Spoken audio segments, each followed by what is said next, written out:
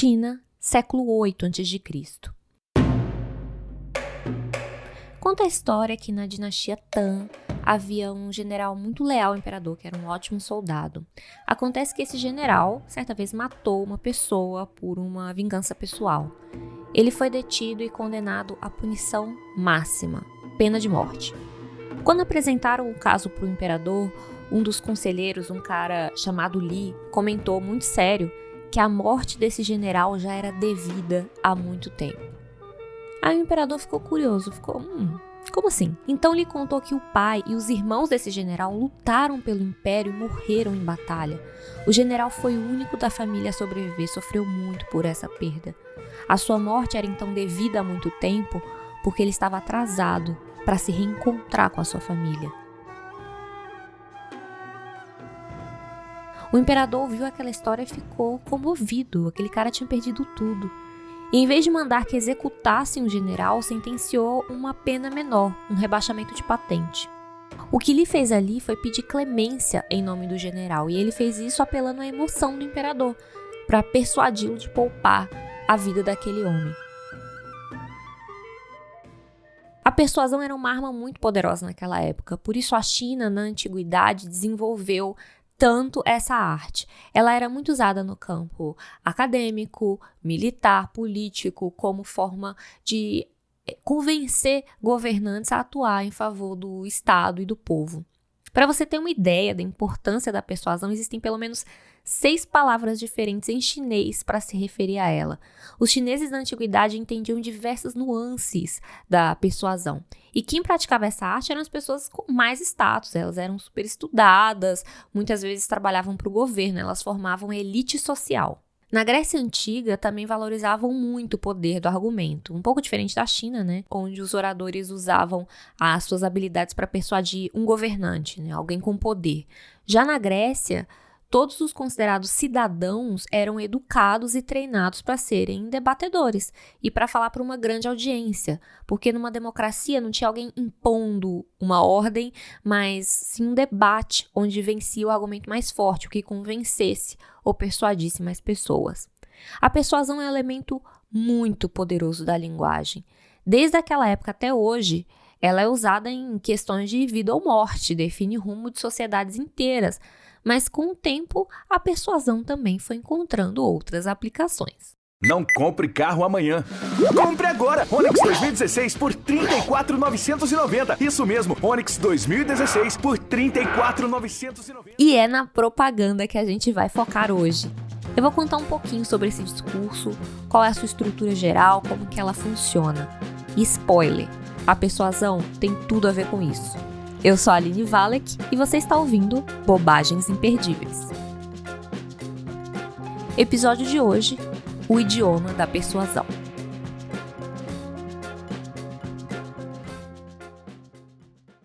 Não sei se muita gente sabe, não é algo que eu costumo falar sempre, mas eu sou formada em publicidade. Eu trabalhei alguns anos escrevendo propaganda. Sim, eu escrevi muita propaganda para vender carro com IPI zero, muito anúncio de banco, muita campanha de Dia das Mães para perfumaria. E antes de entrar nessa vida de saber ali como são feitos os anúncios, a publicidade tinha essa imagem de algo enganoso ou de uma ferramenta para manipular as pessoas usando o poder da mensagem subliminar. Aí eu comecei a estudar e trabalhar com publicidade e ver que não tem nada disso. Não tem um departamento encarregado de esconder pintos ou mensagens sexuais subliminares nas propagandas. E se tem, infelizmente eu não consegui trabalhar nele.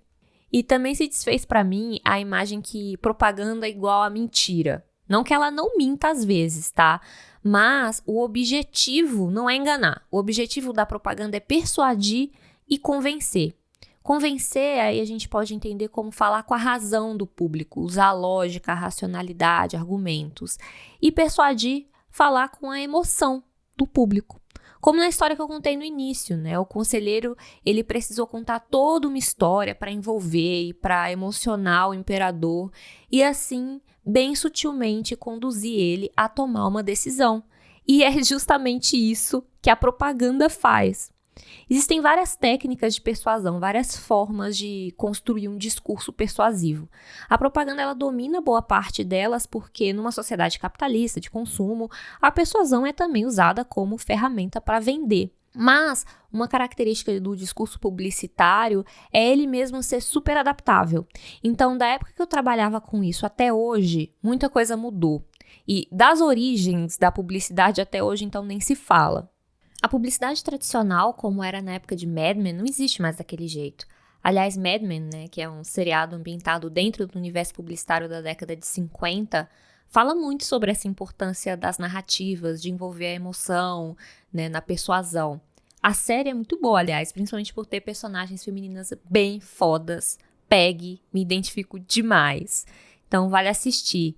E em um dos episódios tem um discurso muito marcante do Don Draper, que é o personagem, que é o diretor de criação da agência. Escuta esse trechinho, claro que é da versão dublada em português.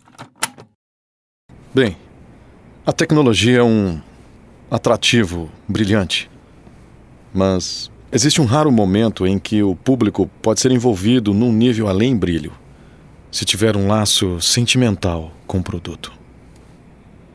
Em meu primeiro emprego, que foi numa empresa de peles com um redator profissional grego chamado Ted, ele me disse que a ideia mais importante na propaganda era o novo. Isso cria desejo. Basta colocar seu produto lá como um tipo de loção de calamina. Nós também falamos em um laço mais profundo com o produto. Nostalgia. É delicado, mas potente. Então sim, o mercado muda, as técnicas evoluem, mas uma essência permanece, que é saber conversar com a emoção do público, do consumidor. Publicitários então são vendedores. Eles são muito bons em criar imagens, inclusive de si mesmos, da própria profissão. Por isso existe essa figura do publicitário como um gênio, um artista. O próprio Mad Men faz um pouco disso, né? E eu nunca gostei muito dessa glamorização, aliás, de qualquer tipo de glamorização. Por isso eu achei muito interessante quando eu descobri a seguinte história sobre o Orígenes Lessa.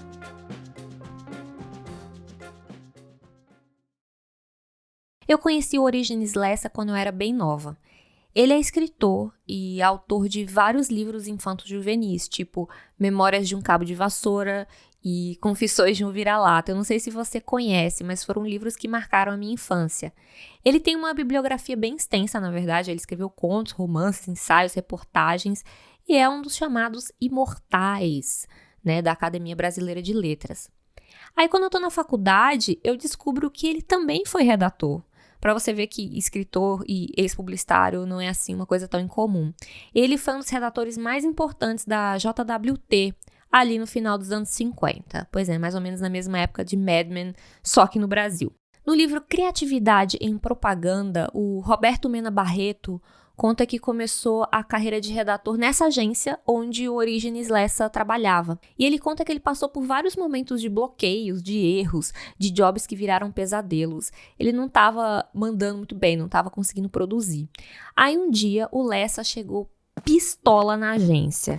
O Roberto tinha acabado de ter um conto publicado no suplemento literário do Jornal do Brasil. O Lessa leu esse conto, então ele já chegou jogando o jornal na mesa e falou que não conseguia entender como alguém capaz de escrever aquele conto não conseguia escrever nada que prestasse no trabalho.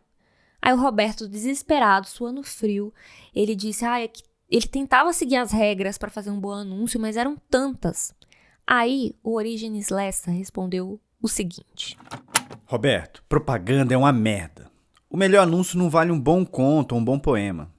A não ser pro imbecil que anuncia e pro imbecil que compra. Propaganda serve, sabe pra quê? Pra se ganhar dinheiro mais fácil. Pra se ter tempo. Tempo de escrever, de ler, de produzir coisa séria. Sabe o que é propaganda, rapaz? Olha pra esse lápis aqui. Você tem que fazer um anúncio sobre esse lápis. Você fixa esse lápis e rebusca na cabeça o que você pode dizer, que seja capaz de levar o cara que vai ler a comprar esse lápis. Você tem que convencer o sujeito, Só isso. Bem, existem várias formas de convencer o sujeito a comprar o tal do lápis ou o que for. Às vezes até não verbais, bem sutis, de jeitos que nem parece propaganda. Mas falando aqui da construção do discurso persuasivo, né, principalmente do escrito falado, do que usa palavras, a propaganda tem algumas ferramentas que ela usa bastante e que é até fácil de identificar. Por exemplo, o uso do imperativo. O imperativo é a forma verbal que a gente usa para fazer um pedido ou dar uma ordem. Compre, tenha, seja, aproveite, noronhe-se, tudo isso é imperativo. A propaganda ela tem o objetivo de te persuadir, né? Nesses casos, o verbo no imperativo dá uma pista de persuadir aqui. O discurso publicitário ele não necessariamente precisa usar verbo no imperativo, tá? Mas ele sempre vai ter um objetivo por trás. De novo, o exemplo da história chinesa. O conselheiro não precisou dizer não mate o general. Ele envolveu numa história, mas tinha esse objetivo ali disfarçado. Então, esse discurso persuasivo vai ter um call to action. Às vezes meio embutido, meio disfarçado, mas vai estar lá. E o call to action, eu não sei se eu estou ultrapassada, né, usando esse termo, é um chamado à ação, que é levar a pessoa a fazer alguma coisa. Ou comprar um produto, conhecer mais uma marca, clicar num link, acreditar numa ideia, porque esse tipo de comunicação vai ter um objetivo e a função do call to action é conduzir a ele. E aí, sabe qual que é uma das palavras mais importantes que a propaganda usa? Você. Não você, mas a palavra você. Porque a persuasão, ela tem um objetivo, mas ela também tem um alvo. Então, ela se dirige a quem ela quer persuadir. E ela vai fazer isso falando com você, te elogiando, fazendo você se sentir único ou única, ou apresentando uma solução para um problema que você tem, ou às vezes você nem sabia que tinha. Se você não consegue imaginar a vida sem telefone, que tal imaginar sua vida sem conta de telefone? Bem-vindo a Plig, a evolução do seu telefone fixo para você falar mais e pagar menos. Com Plig. E se dirigir diretamente a você, às suas referências, aos seus sentimentos, torna a mensagem muito mais afetiva e efetiva. O público é parte muito importante da mensagem, porque para a publicidade conseguir persuadir, ela tem que, primeiro, dialogar com você. E para dialogar, ela precisa conhecer muito bem com quem ela está falando. Tem um caso que é narrado no livro O Poder do Hábito, que é sobre a Febreze, é uma marca de spray eliminador de odores. A marca ela foi desenvolvida nos anos 90 e era um produto que funcionava muito bem para eliminar cheiros, mas nos primeiros testes de venda o produto foi um fiasco, eles não conseguiam vender. O problema é que no lançamento eles estavam direcionando o produto para fumante, dono de gato, né? E era apresentado como uma solução para tirar o cheiro ruim da casa. Só que eles fizeram pesquisas e entrevistas com o consumidor e descobriram que essas pessoas que eles consideravam público-alvo já estavam tão acostumadas com esse cheiro que elas não percebiam e aí não viam a necessidade de usar o Febreze. Por outro lado, eles notaram que alguns consumidores não usavam o produto do jeito que eles vendiam, para tirar mau cheiro. Tinha várias donas de casa que depois da limpeza gostavam de usar o Febreze para dar aquele toque final. Não para tirar um cheiro ruim, mas para dar uma sensação maior de limpeza. Aí o marketing redirecionou a campanha para posicionar o Febreze com esse toque final de frescor na faxina e deu super certo, até hoje estão aí faturando milhões, né? Eles não precisaram mudar o produto, eles mudaram só a mensagem. Não é por acaso que hoje os dados, os nossos dados, né, como usuários da internet, valem tanto. É o petróleo da informação. Porque quando um emissor conhece muito bem o público que ele precisa persuadir, a mensagem dele se torna muito mais poderosa. E uma vez que ele consegue envolver a emoção das pessoas, ele consegue vender o produto, a marca ou a ideia que ele quiser.